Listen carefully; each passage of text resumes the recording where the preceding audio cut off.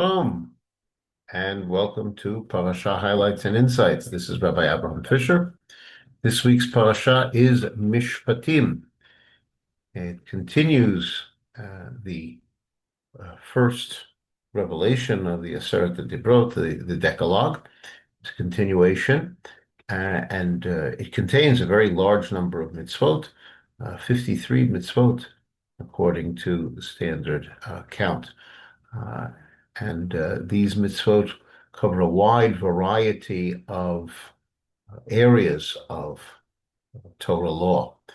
The first section deals with slaves, specifically Hebrew slaves, whether male or female. Generally speaking, a Hebrew slave is enslaved because he has a debt that he needs to pay off. And so he is a slave for that purpose. Uh, he serves as a slave for only 6 years. Uh, he is allowed to marry a Canaanite slave that has been provided for him by his master. And it's possible, therefore, that at the end of the 6 years, he might not want to leave.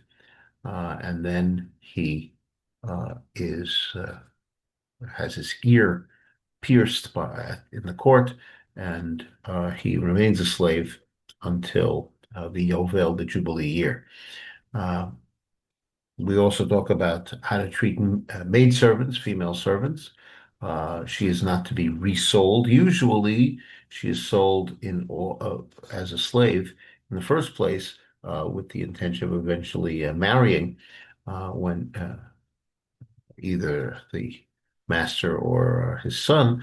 Uh, but if not, then he then she goes free, and she's not to be resold. And if she is married, then she has to be provided with all of the responsibilities of and the rights of a wife. She's provided with food, clothing, marital relations, and it's a regular type of marriage that would could be severed only for by divorce. There's a section in the parasha that deals with murderers. There's a difference between intentional and unintentional. Intentional is punished with execution. Unintentional, the person who has unintentionally killed somebody goes to a city of refuge. The Torah then deals with capital offenses for crimes that do not result in death, such as striking one's parents, kidnapping, or cursing parents. These are all given capital punishment, even though there is the person who's been affected by this crime has not been killed.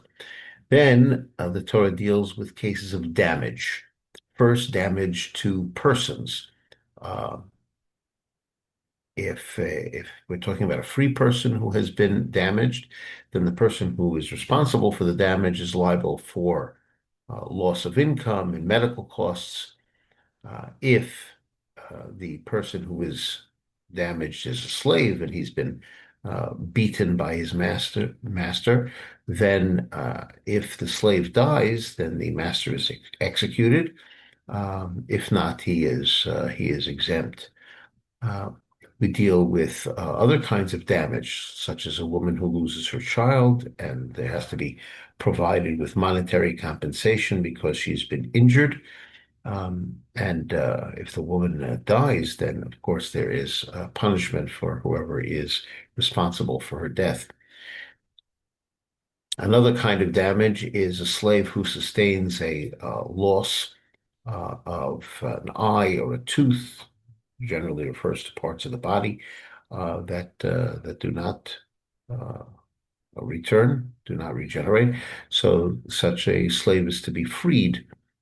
This is talking about a non-Jewish slave. Another section of the parasha is damage that's caused by property, damage that's caused by something that belongs to you. So the first case is if an ox gores, causing death. So if it causes death to a free person, then the ox has to be stoned. The meat of this ox is forbidden. If the ox is gored before, then of course there has to be stoning, and the owner is liable, and the court actually imposes a, uh, a monetary fine to for the owner. If the ox gores a non-Jewish slave, then the owner has to be compensated with 30 pieces of silver. Then we deal with other kinds of damage, damage that's caused by a hole. Somebody creates an obstacle, such as a hole. If it damages an animal, then the person responsible for the pit has to compensate. If one ox pushes another ox and causes uh, damage that might require half payment. Then there's a whole section about theft. If one steals an ox or a sheep and then uh, sells or slaughters it, then if it's an ox, the thief has to pay 5 times the value of the ox, 4 times the value of the sheep. If a thief is found breaking in, if he's discovered, and if he's killed by, let's say, the owner of the house, then the owner is innocent because it is assumed that the thief is prepared to kill. On the other hand, if the thief is found, then he has to pay for the stolen item. If he can't pay, then, as we said earlier, he is sold as a slave to pay for his debt. And generally speaking, a thief pays double. The 5 times ox or sheep, 4 times sheep is only if the ox or the sheep is sold and slaughtered, but otherwise the thief pays double. Then we deal with a section of damage that is unintentionally caused by an animal, such as an ox, although it could be other animals. So if the damage was caused in the process of eating or walking, there has to be compensation. Then we deal with a different kind of damage, damage caused by fire. I set a fire in order, let's say, to burn away part of my field, burn away weeds. So if the fire is set or the fire is spontaneous, then the owner has to compensate. Then the Torah deals with the whole section of custodians. In other words, someone who is taken upon himself or has accepted the responsibility to watch something that belongs to someone else. And there are different kinds. These are called shomrim, in English, custodians. You can have an unpaid custodian or paid, someone who rents or who borrows, and each one has a different level of responsibility. If the person is unpaid, so he's only responsible for negligence.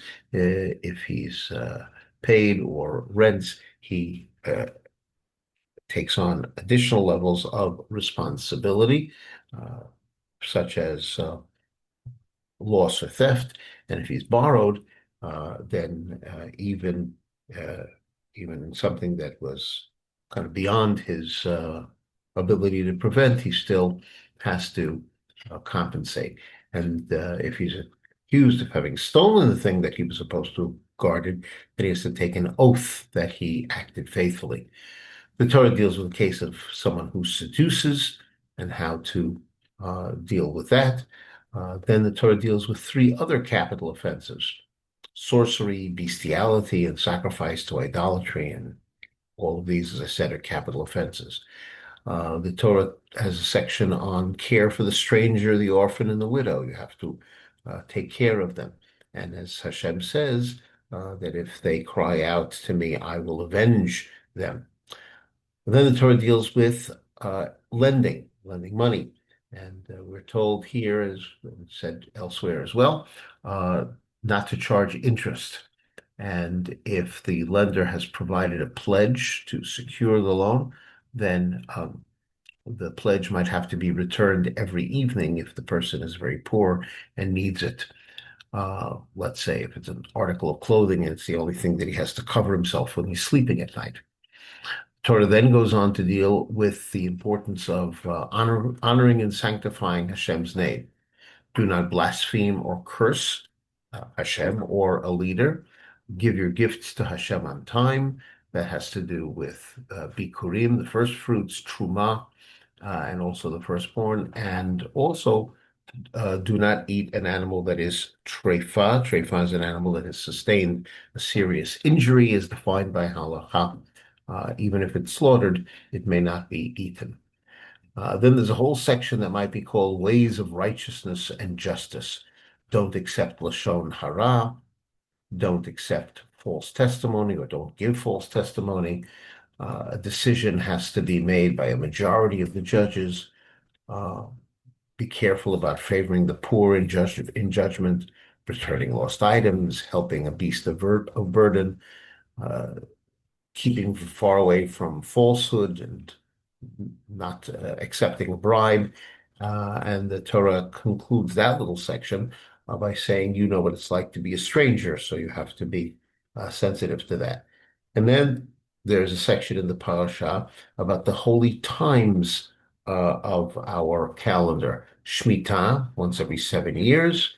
Shabbat, once every 7 days. The three pilgrimage festivals, that's Pesach, Shavuot, and Sukkot, pilgrimage when one is required to go up to the Beit HaMikdash. Um, these are at agricultural times, and one makes the pilgrimage.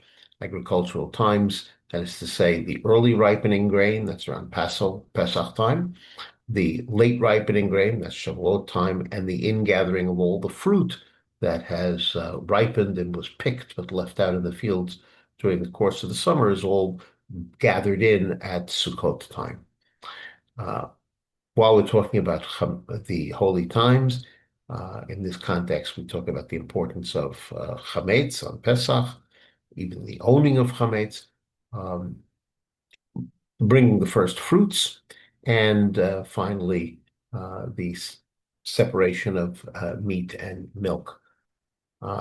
This whole section of mitzvot is concluded by talking about the fact that there are consequences for the obeying of these laws. Hashem will bless. Hashem will provide his guidance and his protection. He will bring you to the land of Israel and keep you there in security. And there's a warning to be very careful, beware of making alliances with the nations that inhabit the land now because of their idolatry. All of that is the first section of the parasha. The second section of the parasha is talks about how Bnei Israel entered the covenant with Hashem. This actually took place earlier, but now the Torah goes into details about it. We're told that Moshe ascended. He told the people about Hashem's instructions, and the people say, "We will do." And then Moshe writes down the Torah up until this point. He builds an altar and erects 12 pillars. Sacrifices are offered.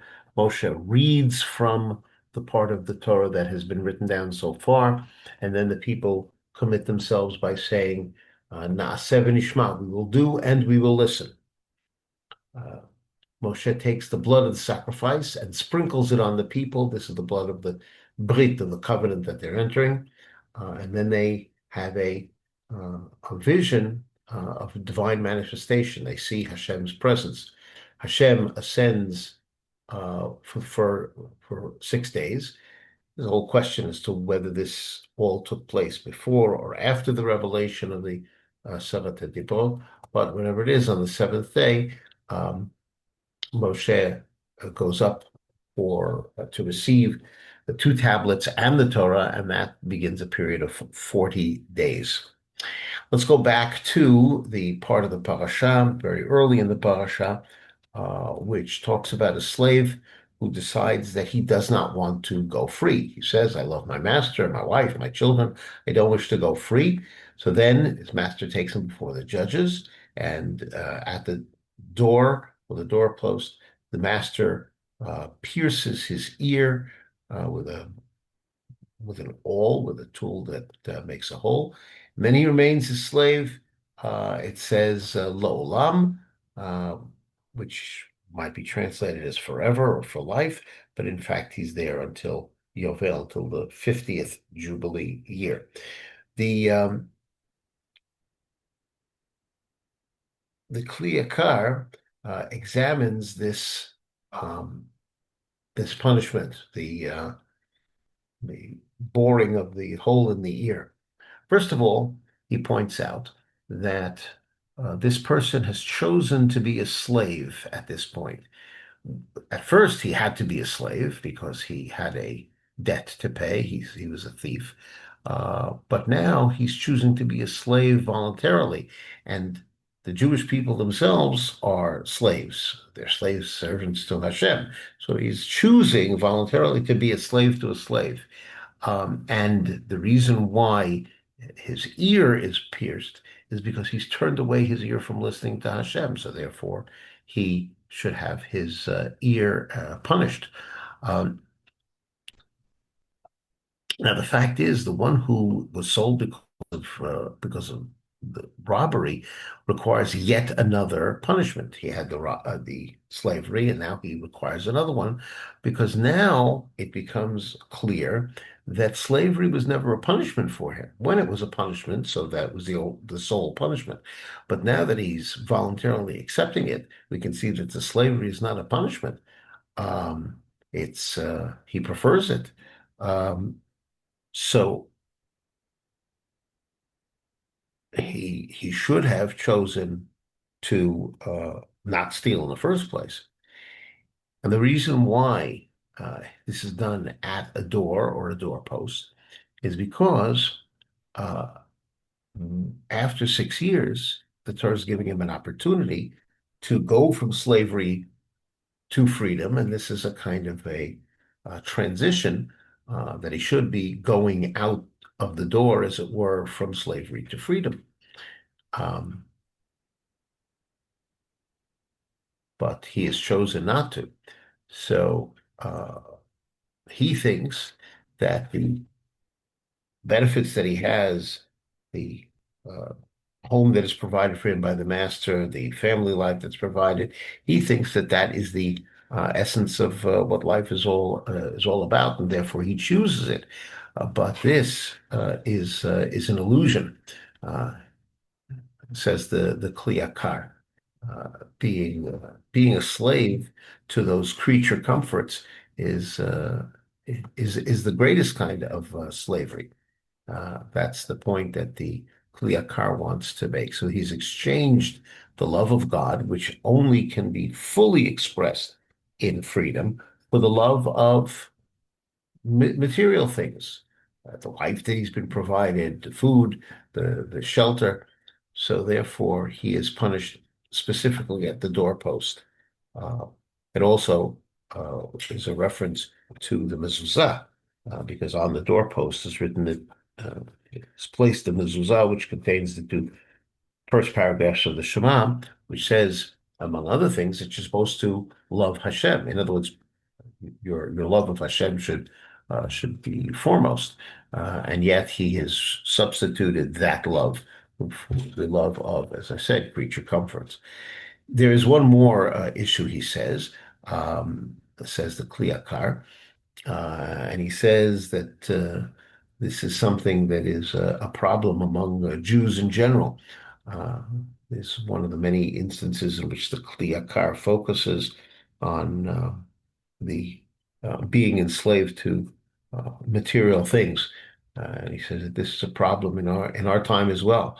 Um, so uh, they sacrifice so much in order to obtain this wealth, which is an illusion. And as a result, he's willing to do anything. And he even fools himself that he must do this because he has to do it for his wife, for his children. He's doing it for them. But the truth is that he is a slave to the material benefits. So, of course, it's important to provide, but it is important to balance this out with the proper way of serving Hashem. And this slave who has chosen slavery over freedom, freedom to serve Hashem fully, this person is an object lesson of how we should learn from what he's done incorrectly. And learn to appreciate material matters and put them into the proper perspective. I thank you all for joining me on this exploration of Parashat Mishpatim.